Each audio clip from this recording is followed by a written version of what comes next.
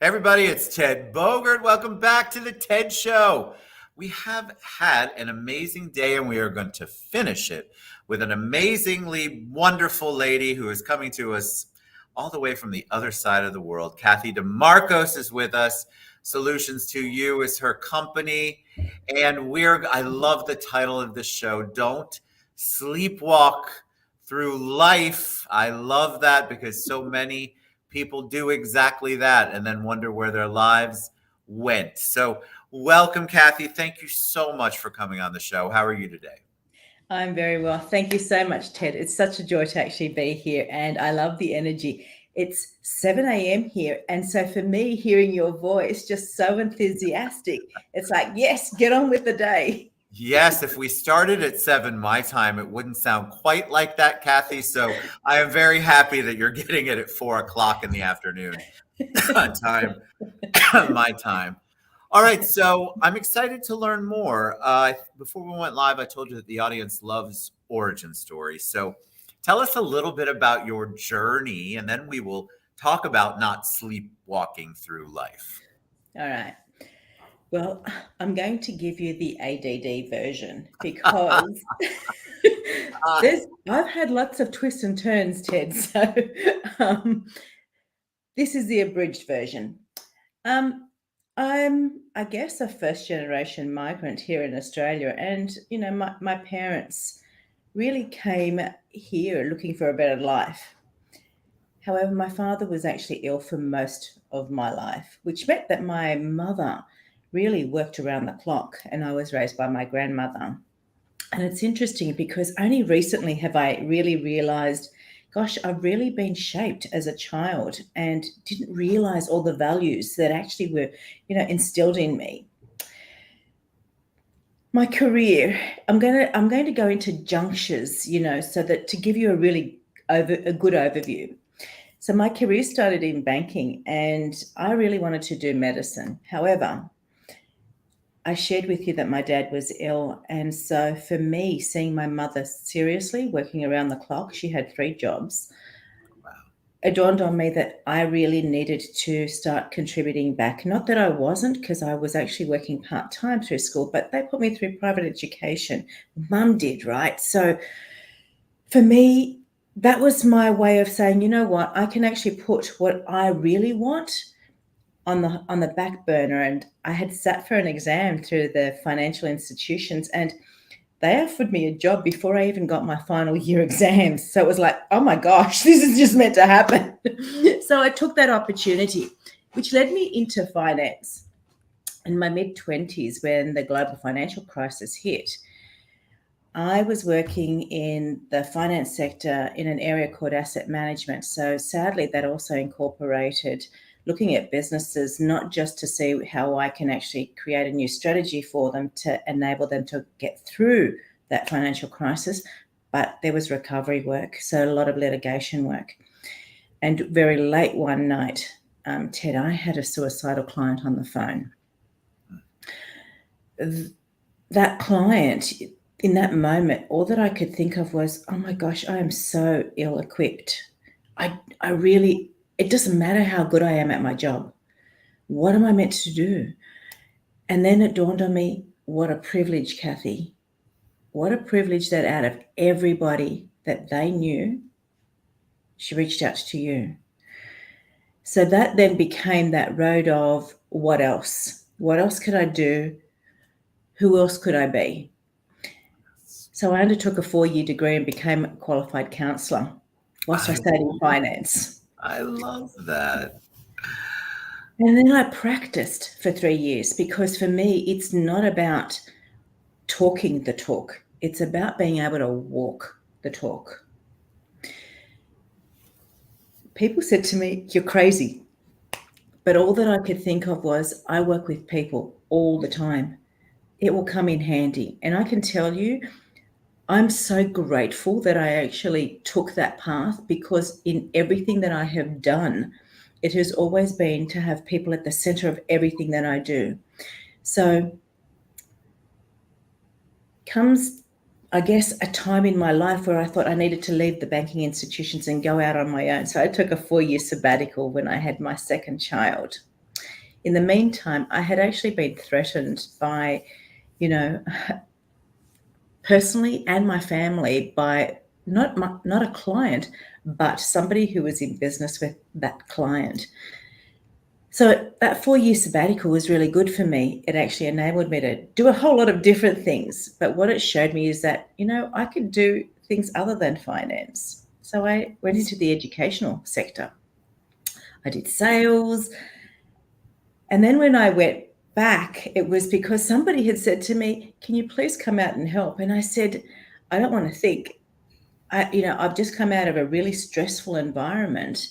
I don't want to think." And they said, very clever people, these guys. Whatever job you think doesn't make you think. Well, I got bored really quickly.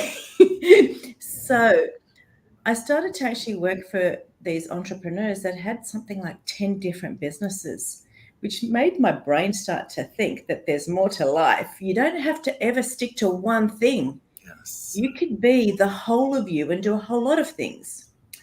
Fast track down the track, I ended up coming into an industry that's securitization, which you probably know, Ted, right?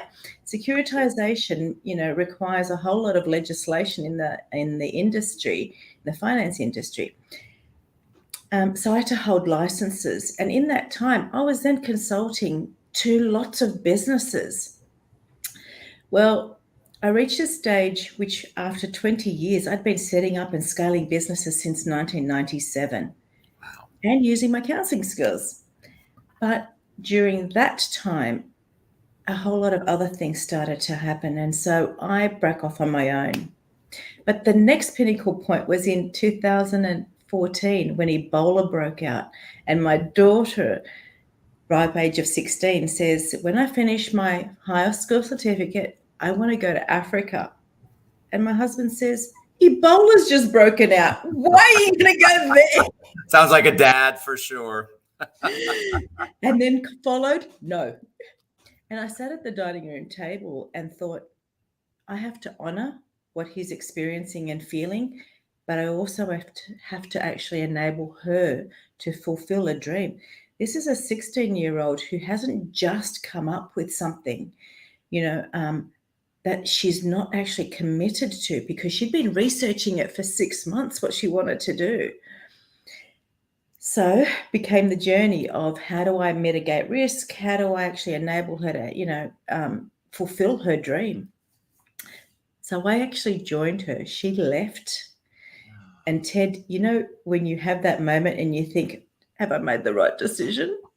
Yes, I do. That was for me at the airport. She placed her hand on the glass on the other side of customs, and I placed mine on top. And in that moment, I thought, oh my gosh, I don't even know where she's going. Like, I know nothing about where she's going. All that I've done is put in a structure. So she went with projects abroad. So there's structure there, but I know nothing else. And part of that journey was for her to also spend time with a Maasai. So after a month of her being there, I then joined her for the next 2 months. And, this was her journey, Ted. And I can tell you that it was probably the most challenging time in my life. But gosh, I learnt a lot. I learnt a lot about myself, my own biases, my own triggers.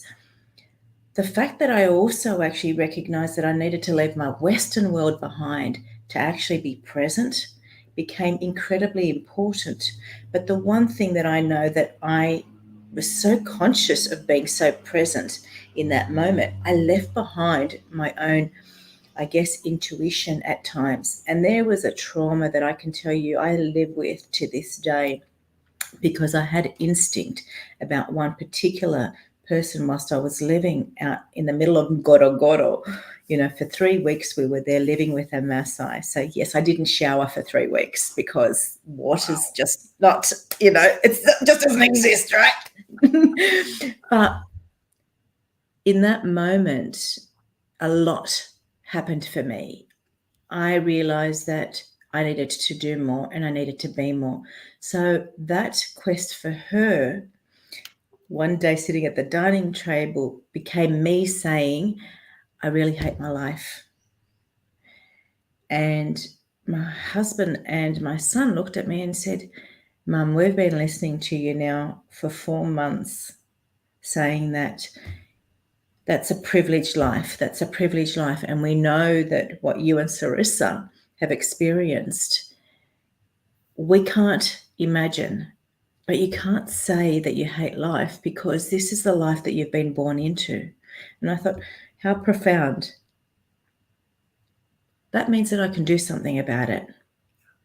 So I continued to actually then work in Tanzania. We did several trips, and it was almost 12 to 18 months we would be back in Tanzania, and I'd work in orphanages and we'd do a whole array of things. However, when the pandemic hit, my next, I guess, crisis happened. So in that moment, I had my dad have a tragic fall that led to a brain bleed. The day before my father actually passed away, my mother actually had a heart failure on the way to the hospital in the car. She had to be transported to a different hospital. And that's when I realized I really, really needed to do more. I really needed to be more. So I then actually called upon all the women and the men that I'd actually been working with in Tanzania and said, bring all of the people that you know that are values-based, that actually are very focused on giving back to community. And I will actually start online leadership programs because you're suffering just as much as me. And I know business inside out. So I can actually help you. I've been leading teams, leadership development. I've done coaching, that was part of my training. I will actually help support you guys online. And I started my first book. So for me, it is whenever there's a crisis, it means that it's time for us to pause. That's the moment where we really wake up in life. When we're actually really present to understand what else we can actually do for those around us, rather than just going inward and saying, why me? Or, oh my gosh, now what am I going to do? That's the moment where we really need to wake up and go, what else? What else can I possibly do? Who else can I possibly help? And how can I actually create that path forward? And so for me, it has been an ongoing quest of how can I actually make this bigger? How can I create greater impact in life and show others to do exactly the same? And so this is where I am today. I build and scale businesses globally.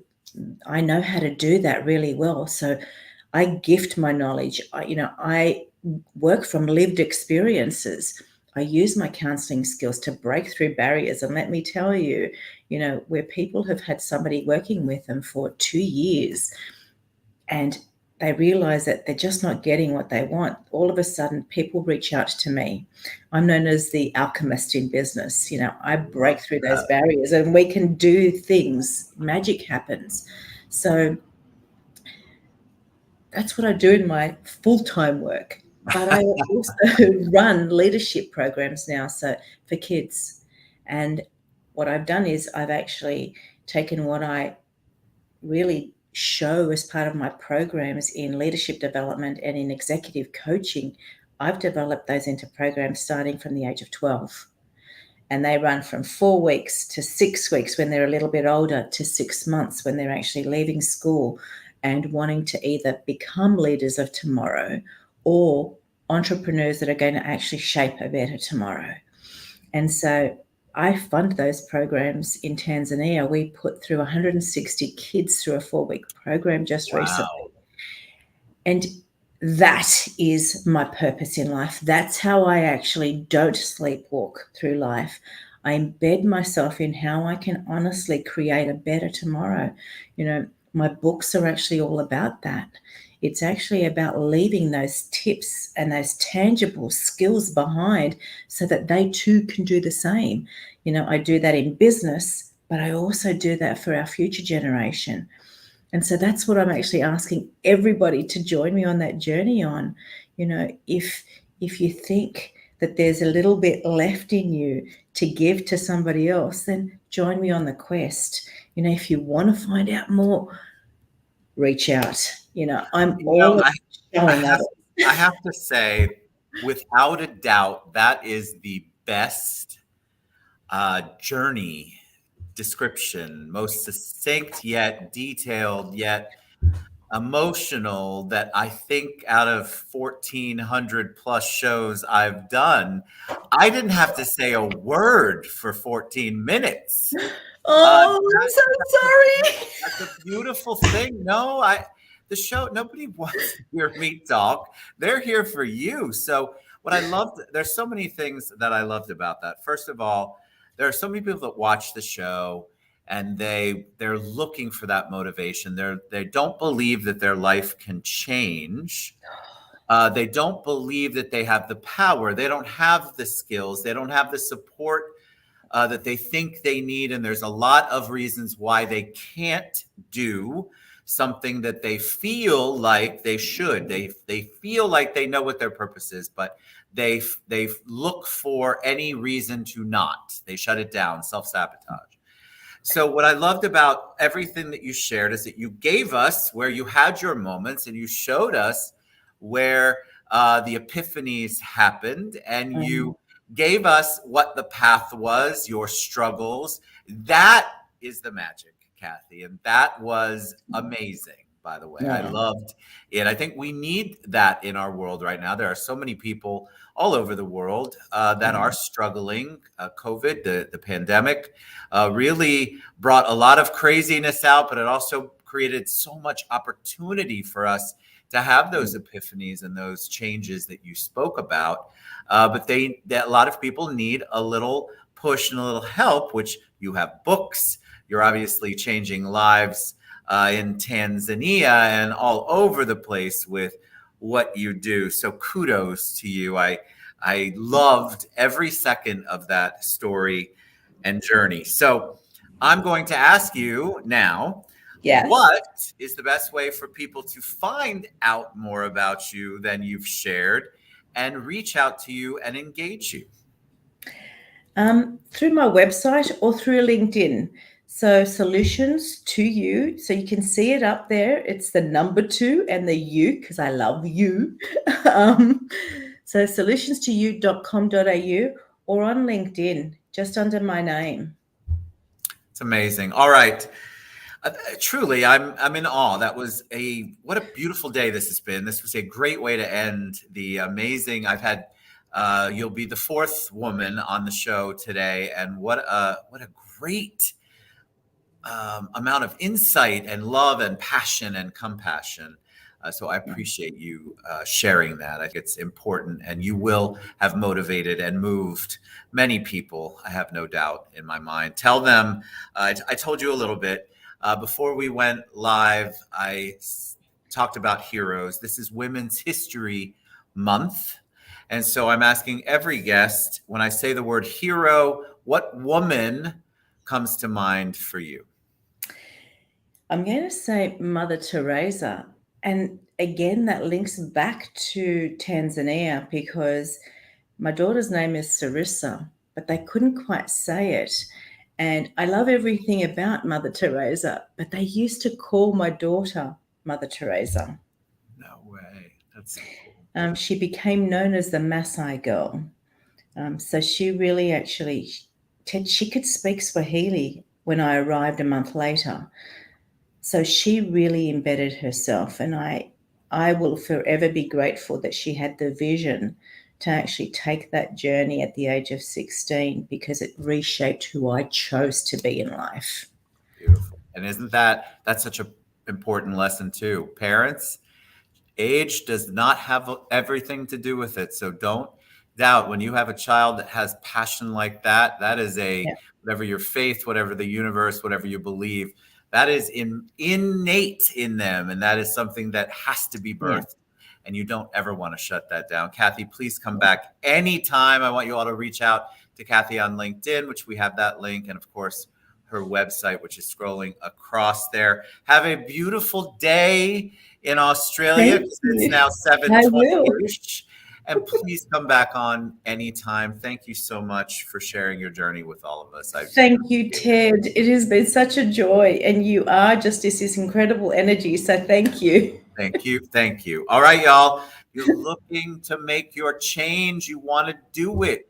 Cathy did it. Cathy got motivated by her 16-year-old daughter as part of that and changed her entire trajectory of her life. So stop doubting that. Reach out to Cathy, read some of her books, engage her, and change your life too. We'll see you guys later.